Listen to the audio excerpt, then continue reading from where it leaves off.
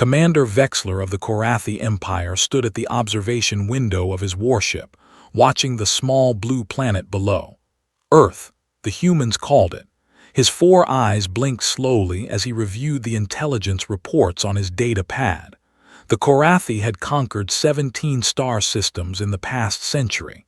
This would be the 18th. "Commander, the ground forces are ready for deployment," said his second officer, a younger Korathi named Thexrin. "Good, begin the landing sequence. This should be simple. The humans have no space fleet, no energy weapons, and their planet is divided into many small nations that fight each other. We will take their world in 3 solar cycles."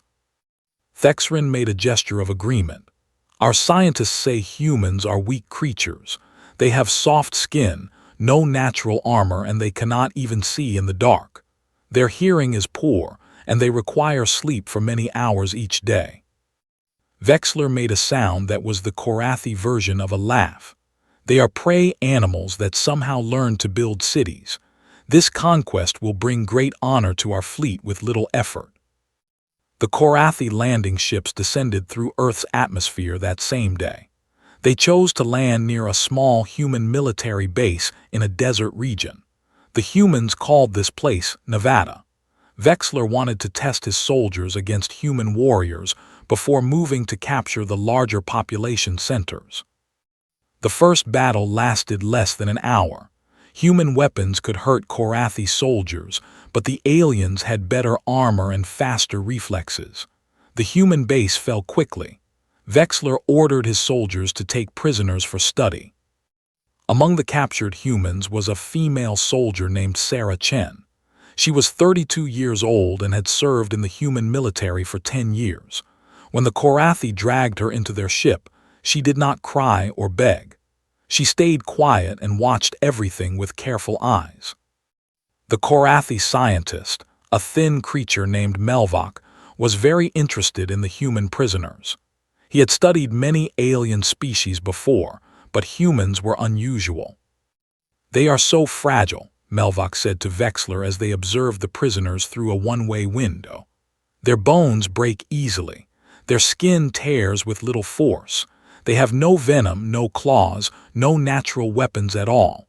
How did such weak creatures become the dominant species of their planet?" "Perhaps their planet has no dangerous animals," Vexler suggested. Melvok checked his data pad. "No, Commander, Earth has many predators.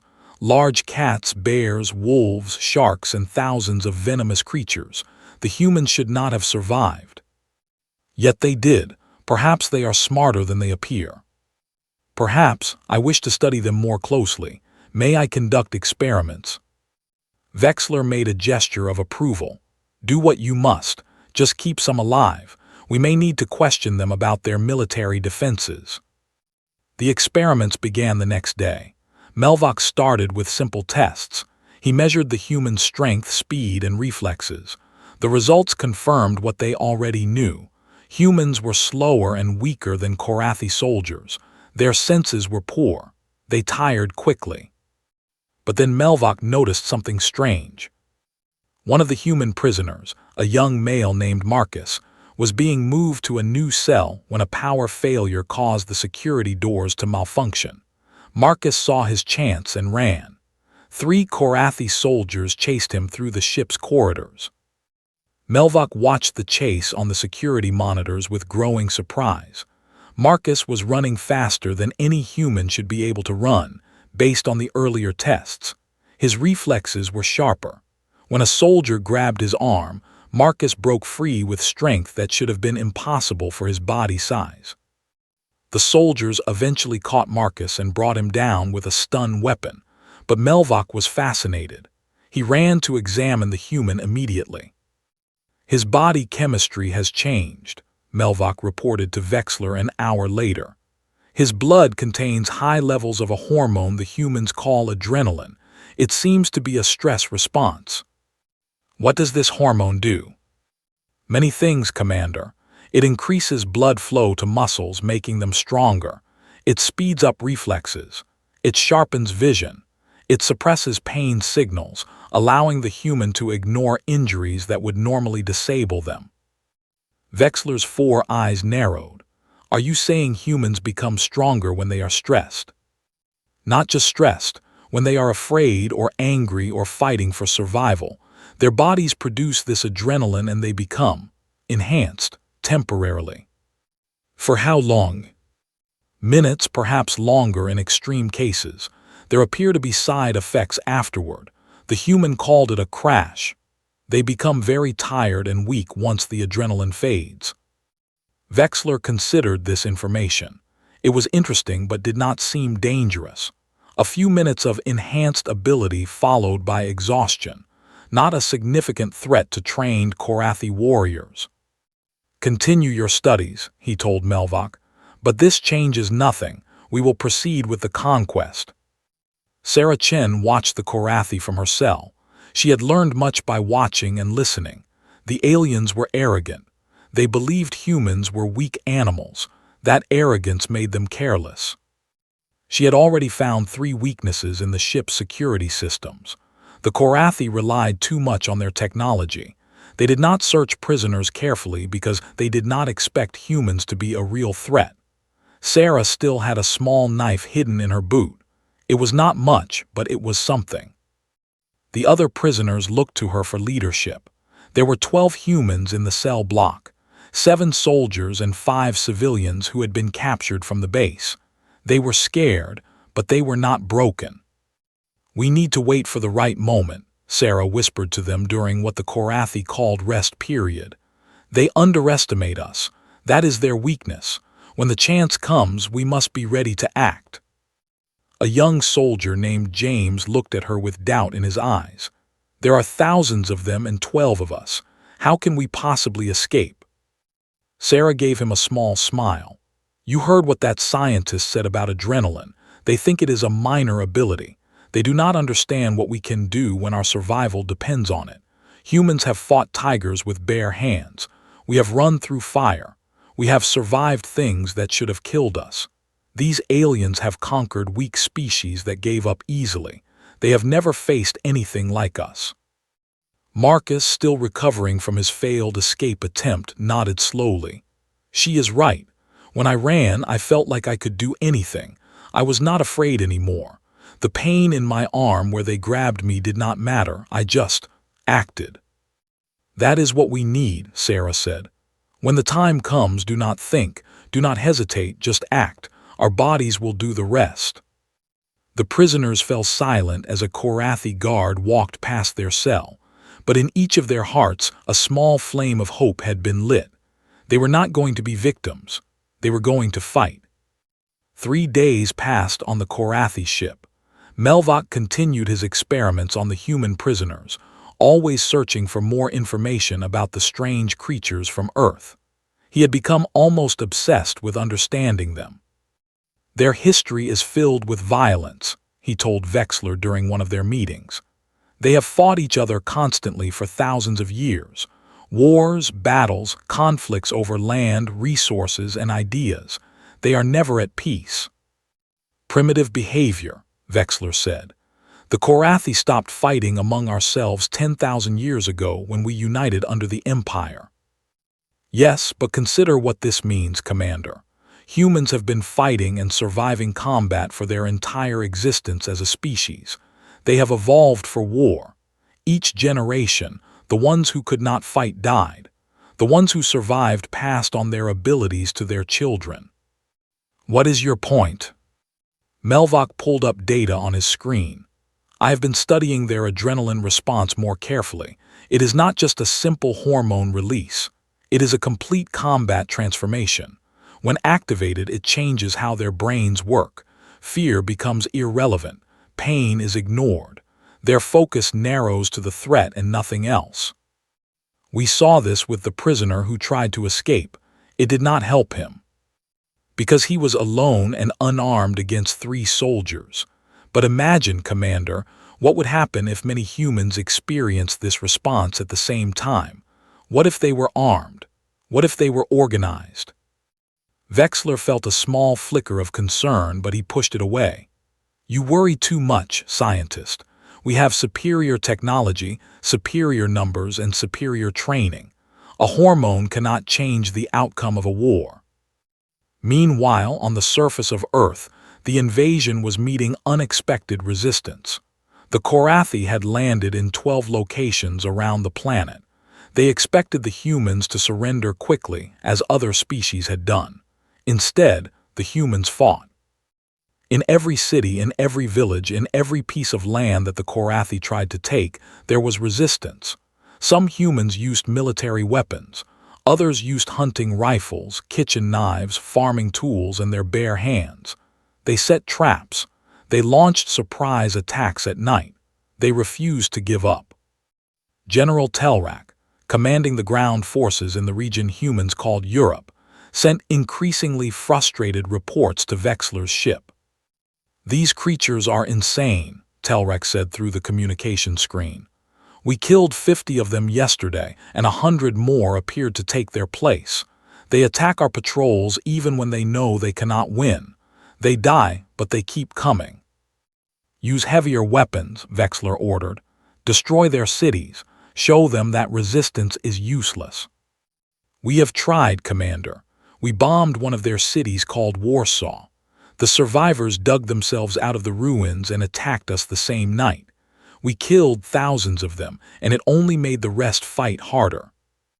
This was not how conquered species were supposed to behave. The Korathi had conquered the gentle Pelvani, who surrendered after a single demonstration of power. They had defeated the fierce Krixar, who were strong but gave up once their military leaders were killed. Every species, eventually, accepted defeat when the cost of fighting became too high. Humans did not seem to understand this basic law of survival. On the ship, Sarah Chen was making her own preparations. She had been watching the guards' schedules carefully. She noticed that during meal times, only 2 guards watched the cell block. The others went to eat in a different part of the ship. She had also noticed something else. The Korathi scientist, Melvok, visited the cells alone sometimes. He liked to observe the humans, to watch how they behaved. He was curious about them in a way that made him careless. "Tomorrow," Sarah whispered to Marcus during rest period, "the scientist will come alone in the morning. He always does. We take him hostage and use his access codes to free the others." "And then what? We are on a ship in space." "The landing shuttles. I saw them on the lower deck when they brought us in. The controls looked simple, similar to our aircraft. We steal one and fly back to Earth." It was a desperate plan. The chances of success were small, but it was better than waiting to die in a cell. The next morning, Melvok entered the cell block as expected. He carried his data pad and various scanning devices. He was alone, as Sarah had predicted. "Human female," he said, stopping at Sarah's cell. "I wish to conduct more tests today. Come with me." The cell door opened. Sarah stood up slowly, keeping her hands visible. She walked toward Melvok with her head down, acting submissive. Then, in one smooth motion, she grabbed his thin neck and pressed her hidden knife against his skin. "Do not move," she said quietly. "Do not make a sound. Open the other cells." Melvok froze. He had never been attacked before. His species had not faced violence in generations. The feeling of the knife against his throat caused a panic response in his body. He could not think clearly. "You cannot escape," he managed to say. "There are hundreds of soldiers on this ship. Open the cells now." Melvok's hands shook as he used his access codes to open the other cell doors. The 11 other humans stepped out, their eyes bright with determination. "Tie him up," Sarah ordered. "James, Marcus, take the weapons from the storage locker. Melvok, you are going to help us get to the shuttle bay." The scientist looked at the humans around him. He saw something in their eyes that his data had not prepared him for. It was not fear. It was not desperation. It was a cold, focused fury that made his blood run cold. "You will all die," he said, but his voice was weak. Sarah smiled, but there was no warmth in it. "Maybe, but we will not die in cages. Move."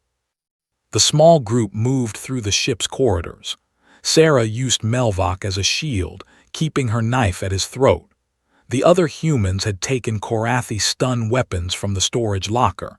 They did not know how to use them well, but they learned quickly. The first alarm sounded when they were halfway to the shuttle bay. A Korathi soldier spotted them and shouted a warning before Marcus shot him with a stun blast. "Run!" Sarah yelled. The humans sprinted through the corridors. Korathi soldiers appeared ahead of them, blocking their path. Sarah felt her heart pounding. Her vision seemed to sharpen. Time seemed to slow down. The adrenaline was flooding her system. She threw Melvok aside and charged at the soldiers with nothing but her knife. The Korathi were so surprised by this insane attack that they hesitated for a critical second. Sarah used that second to close the distance and drive her knife into the weak point of the first soldier's armor, where the neck met the shoulder. The soldier fell. Sarah grabbed his weapon and kept moving. Behind her, the other humans followed. They were all feeling it now, that strange calm that came with the adrenaline surge. Fear was gone. Doubt was gone. There was only the goal: reach the shuttles, escape, survive. Marcus took a plasma blast to his shoulder. The wound was serious, but he did not stop. He did not even slow down. His body had decided that pain was not important right now. Survival was important. James was hit in the leg. He fell, rolled, and came up shooting. He took down 2 Korathi soldiers before the others helped him stand. They reached the shuttle bay with 8 humans still able to walk. 4 were injured, some badly, but they were still moving. Sarah found a shuttle with its door open. "Get in, everyone get in." The humans piled into the shuttle. Sarah ran to the pilot's seat and looked at the controls. They were different from anything she had trained on, but the basic idea was the same: thrust, direction, landing systems. "Hold on," she said. She pressed what she hoped was the launch button. The shuttle lifted off the deck and shot out of the bay into the void of space. Behind them, Vexler received the report of the escape. He stared at the communication screen in disbelief. 12 unarmed humans had fought their way through his ship and stolen a shuttle. They had killed 9 of his soldiers and injured 20 more. "Track that shuttle," he ordered. "I want it destroyed." But the shuttle was already entering Earth's atmosphere.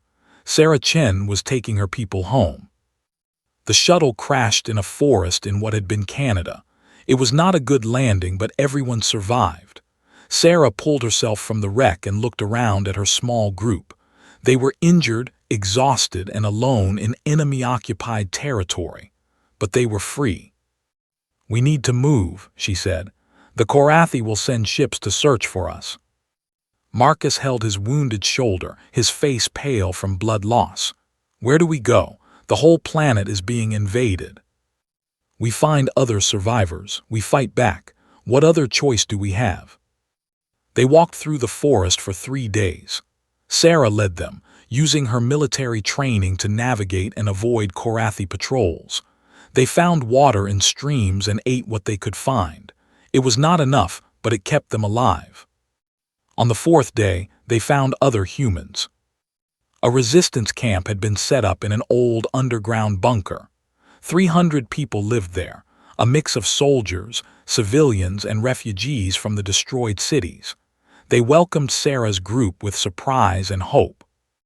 "We heard about the escape," said the camp's leader, a former Army colonel named Robert Hayes. "It is all over the resistance network. You are the first humans to fight your way out of a Korathi ship." "It was luck," Sarah said. "They did not expect us to fight." "That is exactly the point. They do not understand us. I have been collecting intelligence from resistance groups all over the world. Everywhere the story is the same. The Korathi win battles, but they cannot hold territory. Every time they think they have secured an area, humans attack from behind. They burn what we cannot keep. They poison what we cannot eat. They make the Korathi pay for every inch of ground." Sarah felt a spark of hope. The resistance is that strong. Stronger than anyone expected. The Korathi thought we would surrender. Instead, we have turned this invasion into a nightmare for them. Hayes pulled up a map on an old computer. Look here. They control the major cities, but the countryside belongs to us. We hit their supply lines. We sabotage their equipment. We make every day cost them soldiers and resources. This was the nature of human warfare that the Korathi had not understood. Humans did not need organized armies to fight. They could wage war as individuals, as small groups, as hidden forces that struck and vanished. They had been doing it for thousands of years. Meanwhile, on the command ship, Vexler was facing a difficult truth. The invasion was not going as planned. "We have lost 800 soldiers in the past 10 days, Thexrin reported. "Not in battles, Commander. In ambushes, traps, and sabotage. The humans attack at night when our soldiers are resting. They attack supply convoys. They attack isolated patrols. They never fight us directly where we are strong. Then we adapt. We strengthen our patrols. We use better sensors.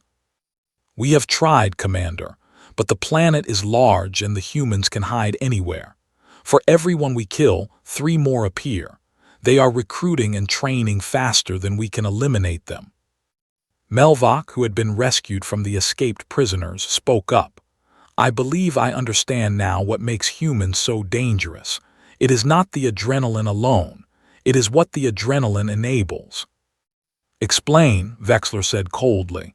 He was still angry about the escape. When humans experience fear and stress, their adrenaline does not just make them stronger. It removes the mental barriers that normally limit their behavior. A human in an adrenaline state will take actions that no logical creature would consider. They will charge at enemies who outnumber them. They will sacrifice their own lives to protect others. They will keep fighting with wounds that should kill them. That is insanity. To us, yes, but to humans it is survival. Their history shows countless examples. Soldiers who fought to the last breath against impossible odds. Civilians who charged armed warriors with nothing but their hands. Parents who lifted vehicles off their trapped children. When the adrenaline flows, humans do not think about probability or logic. They simply act. Thexrin looked troubled. "You are saying they are more dangerous because they are less rational." "I am saying that rational behavior has limits. A rational being knows when to surrender. A rational being calculates odds and accepts defeat when victory is impossible. Humans do not do this. When you put a human in a situation where they should give up, they often become more aggressive, more dangerous. It is as if their species has evolved to treat desperation as a trigger for maximum effort." Vexler was silent for a long moment. Finally, he spoke.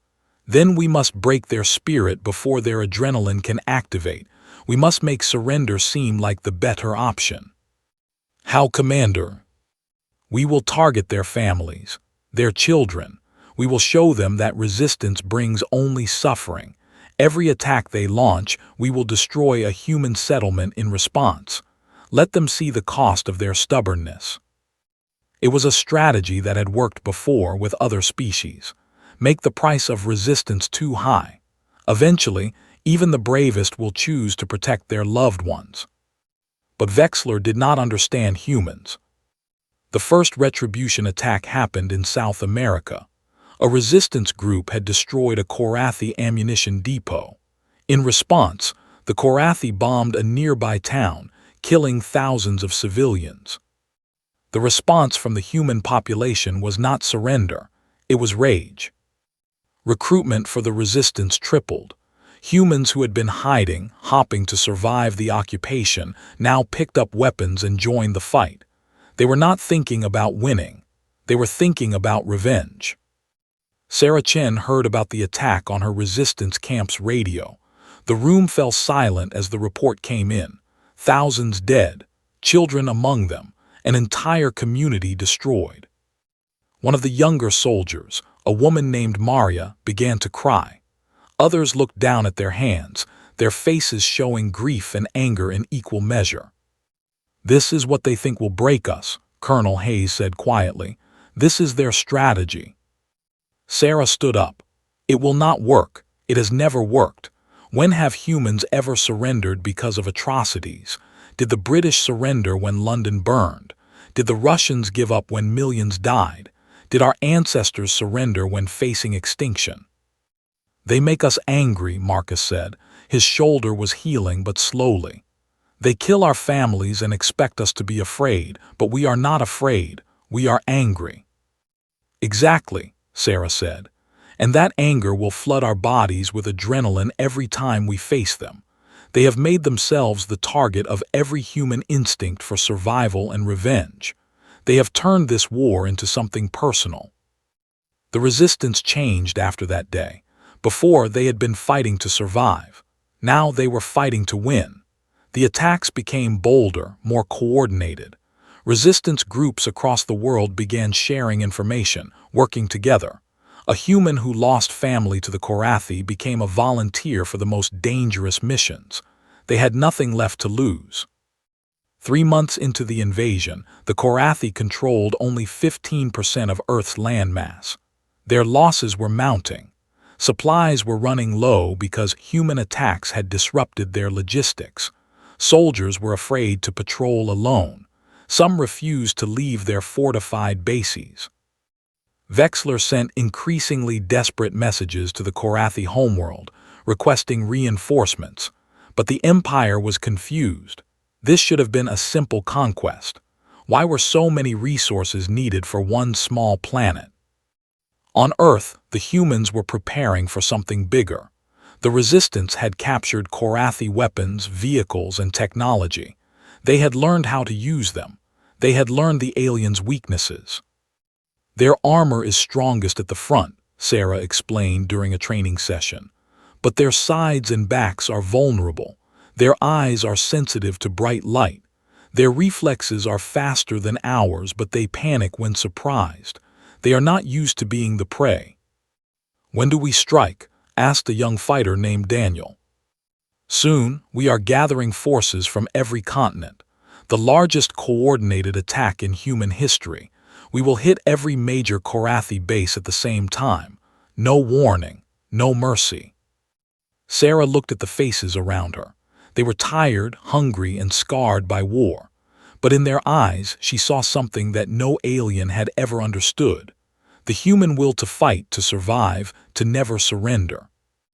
"They thought our adrenaline was a weakness," she said, "a primitive response that made us irrational. They were wrong. It is our greatest weapon. When we fight, we become something more than we are. We become unstoppable." The humans cheered. The sound echoed through the bunker, a declaration of defiance that the Korathi would soon learn to fear. The day of the great attack came in the 6th month of the invasion. Across Earth, Resistance forces prepared for the largest coordinated military operation in human history. Sarah Chen stood at the front of her unit, looking at the Korathi base that was their target. It was a massive structure, built where the city of Toronto had once stood. The aliens had destroyed most of the buildings and replaced them with their own architecture. 10,000 Korathi soldiers were stationed there, along with tanks, aircraft, and energy weapons that could destroy a human force in seconds. "Remember the plan," Sarah said to her fighters. "First wave hits the power generators. Second wave goes for the weapon storage. Third wave attacks the command center. Stay fast, stay aggressive, do not give them time to organize." A fighter named Tom raised his hand. "What about the tanks? We do not have anything that can destroy them." "We do not need to destroy them. We need to disable them." Sarah held up a small device. These EMP grenades were made from captured Korathi technology. One of these on a tank's engine will shut it down for 30 minutes. That is all the time we need. The attack began at midnight, chosen because Korathi sensors worked best in daylight. Across the planet, similar attacks were happening at the same moment. Moscow, Beijing, Cairo, Mexico City, Sydney, and 100 other locations. The humans had learned that the Korathi communicated through a central network. Attacking everywhere at once would overwhelm their command structure. Sarah's unit moved through the darkness like ghosts. They had trained for this, practicing until every movement was automatic. The first Korathi sentries never saw them coming. Silent kills with captured knives. No alarms, no warnings. The power generators were in a building near the base's center. Sarah's first wave reached them in 12 minutes. They planted explosives and retreated just as the charges detonated. The Korathi base went dark. "Move," Sarah shouted. "Second wave, go." The second wave, led by Marcus, charged toward the weapon storage. In the darkness and confusion, the Korathi soldiers were slow to respond. Marcus felt his adrenaline surge as he ran. His wounded shoulder did not hurt anymore. His vision was sharp. Every movement felt easy and natural. The weapon storage was guarded by 50 soldiers who were still trying to understand what was happening. Marcus's team hit them from 3 directions at once. The fighting was brutal and close. Korathi soldiers were stronger and faster, but in the dark, surrounded by enemies, they could not use their advantages. Marcus saw a Korathi soldier raise a weapon toward one of his fighters, a young woman named Lisa. Without thinking, he threw himself in front of her. The plasma blast hit his chest armor and knocked him backward. The impact should have killed him. Instead, he rolled, came up with a captured rifle, and shot the Korathi 3 times. "Clear," someone shouted. "Storage is ours." Sarah's third wave hit the command center while the Korathi were still trying to organize a defense. She led the charge herself, climbing over barricades and fighting through corridors. Her knife was in one hand, a pistol in the other. She was not thinking anymore. She was just moving, reacting, fighting.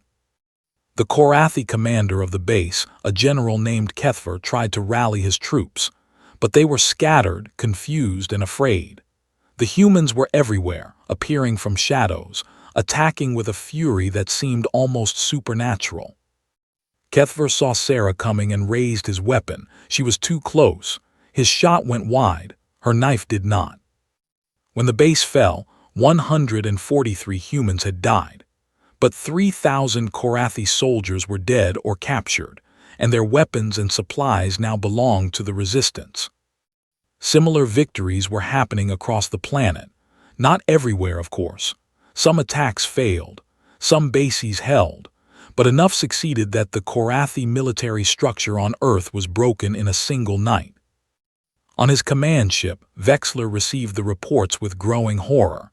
17 major bases destroyed or captured, 40,000 soldiers lost, supply lines cut, communication networks disrupted. "How is this possible?" he demanded. "How did they coordinate this attack without our sensors detecting their communications?" Thexrin looked pale. "They used primitive methods, Commander, messengers on foot, paper documents, signal fires. We were watching for electronic transmissions. They bypassed our technology entirely." "And the attacks themselves?" "Overwhelming force applied to weak points. Night attacks when our sensors are limited. Close combat where our weapons are less effective. They studied us, Commander. They learned our weaknesses." Melvok spoke from his corner of the room. "It is the adrenaline response combined with their social nature. When humans fight together for a cause they believe in, they become extremely effective. They coordinate without speaking. They anticipate each other's movements. They sacrifice themselves for the group without hesitation." "No species should be able to do what they are doing," Vexler said. "We have conquered 17 star systems. We have fought dozens of species. None of them were like this." "With respect, Commander, the Korathi have never faced a species that was bred for war like humans were. Every prey animal on their planet was faster or stronger than them. Every predator was more dangerous. Yet they survived, and they conquered their world. The only way that is possible is if they are the most adaptable, most persistent, most stubbornly violent species in their region of space." The silence that followed was heavy. For the first time, Vexler began to understand the magnitude of the mistake the Korathi Empire had made. "What do you recommend?" he asked finally. Melvok hesitated. "Retreat, Commander. Leave this planet and mark it as too costly to conquer.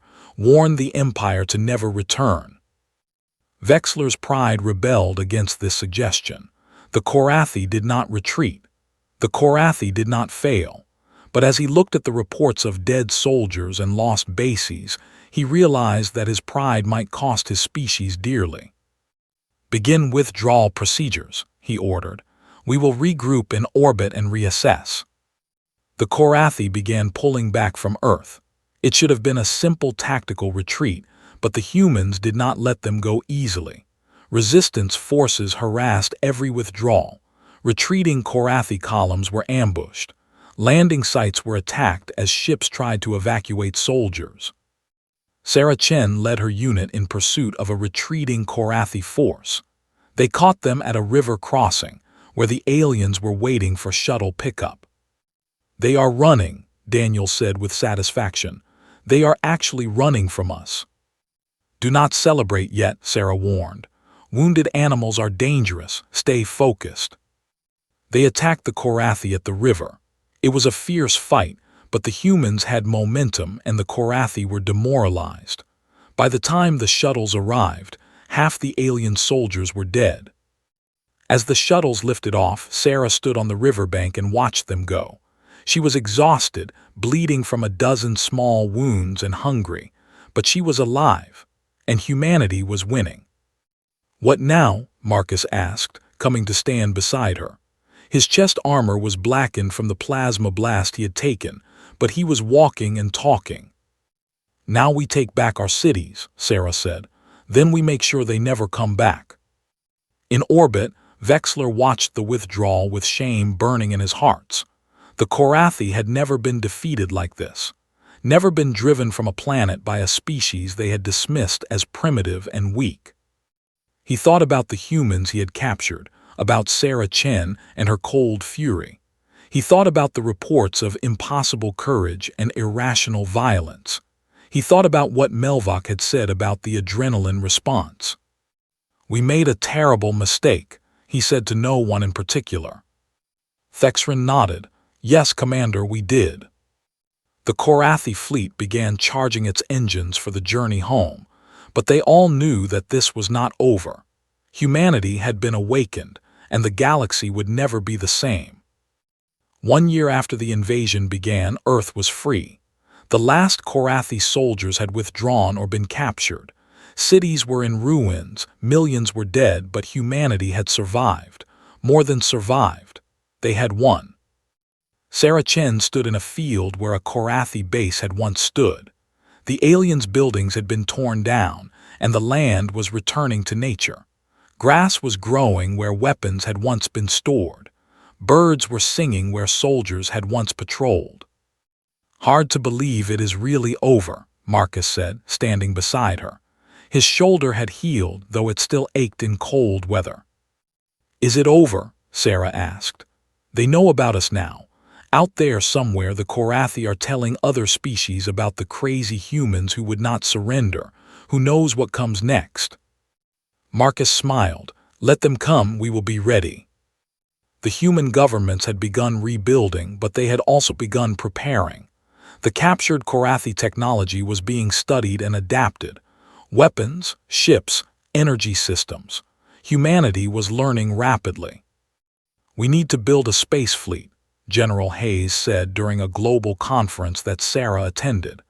"We cannot let any enemy land on Earth again. We need to meet them in space before they can reach our cities." "We also need to learn about the rest of the galaxy," another leader added. "The Korathi came from an empire. There might be other empires, other threats. We have to know what is out there." Sarah spoke up. "We need to understand why we won. The Korathi were stronger, faster, and better equipped.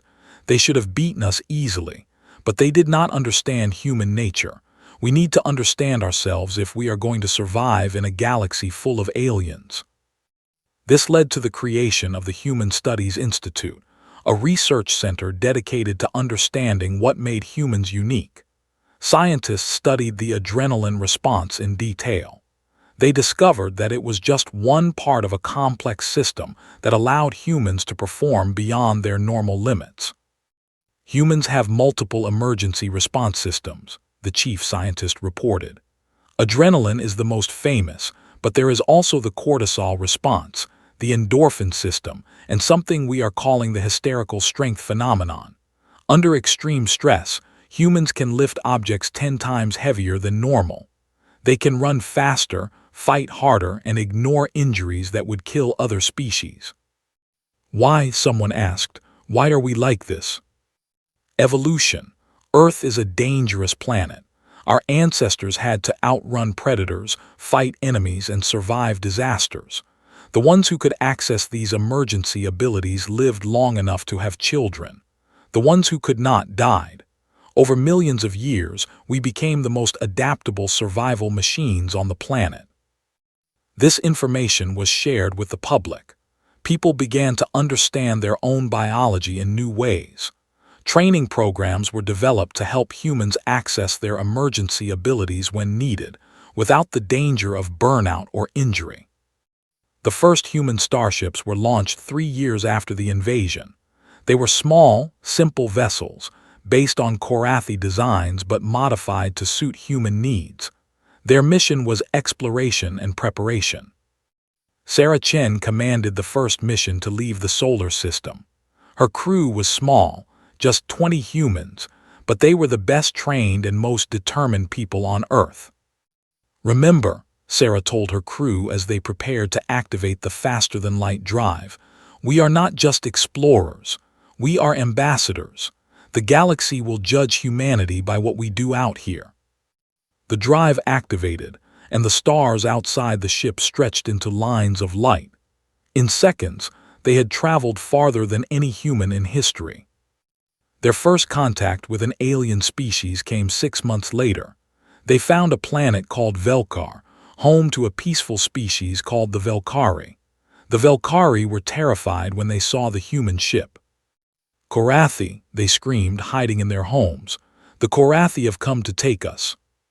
Sarah and her crew landed and tried to explain that they were not Korathi, but the Velkari would not listen. They had been conquered by the Korathi Empire a century ago and had suffered terribly under alien rule. Finally, an old Velkari leader came forward. He looked at the humans with ancient eyes. "You are not Korathi," he said slowly. "Your shapes are different, your ships are different. Who are you?"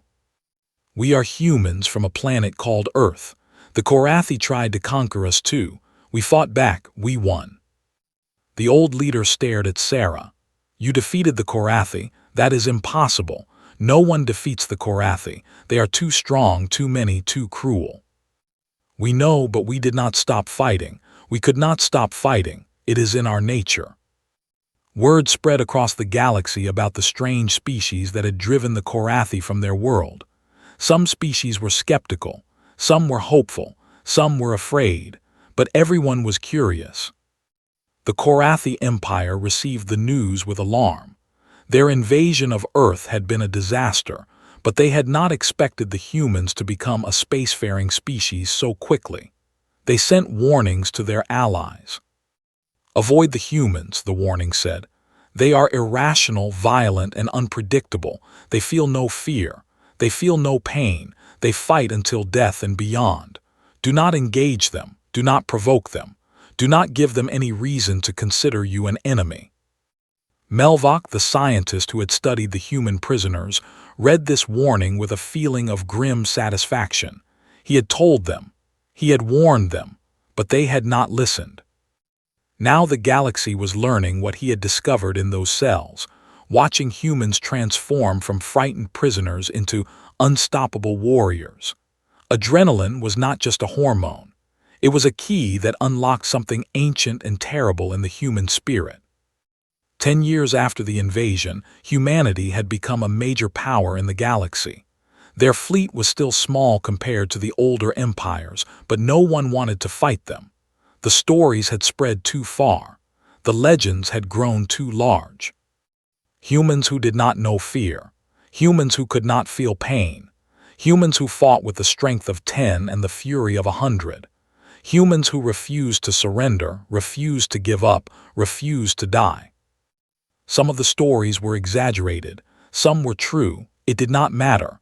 The reputation was enough. Sarah Chen retired from military service at age 50. She had spent 20 years fighting, first against the Korathi, then as part of humanity's expansion into space. She had seen wonders and horrors. She had lost friends and made new ones. She had helped build a civilization among the stars.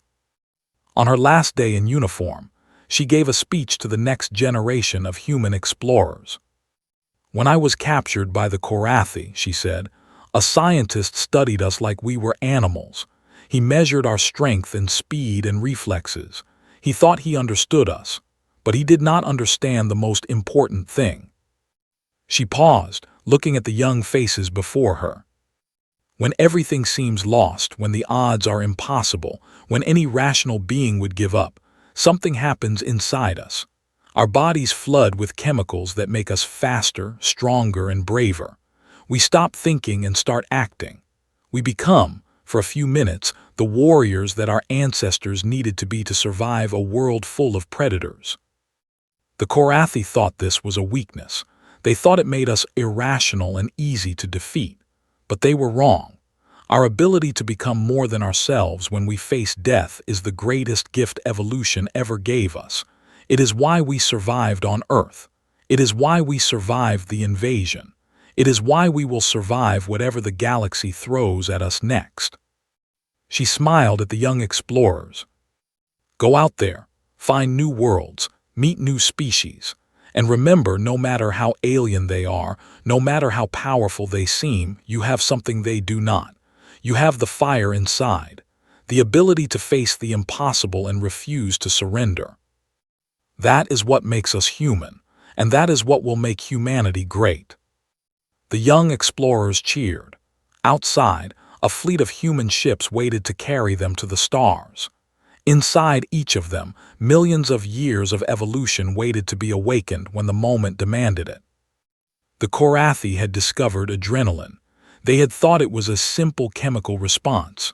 They had learned, at terrible cost, that it was something much more. It was the key to human survival, the engine of human victory, the fire that burned in every human heart, waiting for the moment when fear and death came calling. And when that moment came, humans did not run. They did not hide. They did not surrender. They fought. They always fought. And somehow, against all odds, they always won. The galaxy had learned this lesson. The humans would make sure they never forgot it.